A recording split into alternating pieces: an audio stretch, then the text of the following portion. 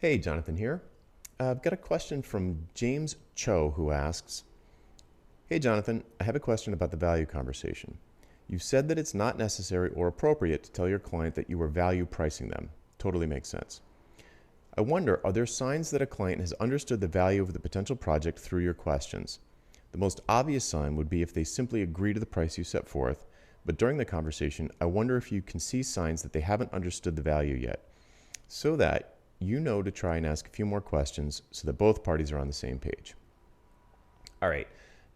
When you're having the value conversation, the the thing that scares me is when the client is not clear about what business outcome that they want. They're going to pay you money. They want money back. There's no two ways about it.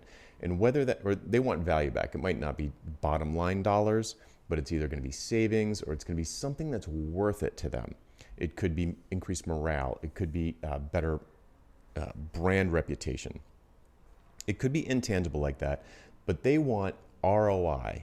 They're not doing it for fun. They're not doing it because they want elegant code or they want a really pretty Gantt chart. They don't care about that stuff. They want business value back. So if a client, if we get through an hour-long meeting and I'm not really clear and confident that the client and I are on the same page about what we're trying to do, then that's a pretty bad sign that we're not done having a meeting. Another thing that can be a sign that you're not on the same page is if you do have this kind of home run desired future state is very clear, but you don't have a good progress metric, something that you can measure during the project to make sure that you're going in the right direction. You want to find some kind of leading indicator that is going to allow you to kind of like steer the car back onto the road if you're drifting to the ditch. You want to be able to know you're drifting toward a ditch. You want to get to the end of the project and have no surprises. Like, what? Hey, we've been trying to reach this, 4 out of 5 stars, or we've been trying to reach these net promoter scores, or been trying to increase the number of leads by this amount, or the conversion rate by this amount. And look, we did it. You can declare victory. You can declare success. So if you feel like, if your confidence is high and you believe the client's confidence is high in this agreed upon home run metric, the kind of desired future state, and or the progress metric that they're going to look at and you're going to look at to make sure that you're doing something beneficial for them, then I'm pretty confident that we're on the same page. I'm pretty confident that the prices that I'm going to put forward are at least going to be in the ballpark. But this is a gray area, and your level of confidence might not be super high, but high enough to move forward with a proposal. So if you're still kind of, you're pretty sure you know what the home run is, you're pretty sure what the desired future state is, you're pretty sure you know what the progress metric is, you're pretty sure that the progress metric is a leading indicator for the desired future state, but you're like, I really don't know what the value is here. So for whatever reason, you just can't get a bead on that. Then you could say to them, okay, thanks for all that information. As a next step, I would like to go back to my office, crunch some numbers, and then I can have a proposal to you on Wednesday. Does that sound good to you?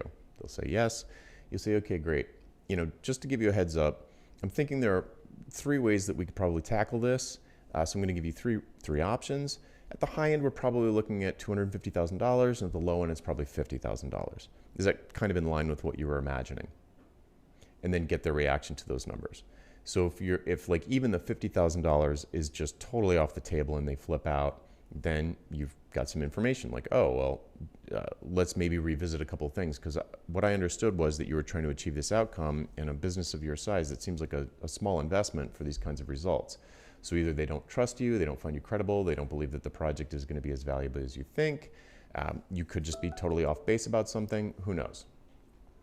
In any case, doing this sort of giving them this pricing guidance before you spend time putting together a proposal is something that Blair Enns advocates. I think it's a great idea in a case where you're just not sure what the value is. You're just not getting a sense of it.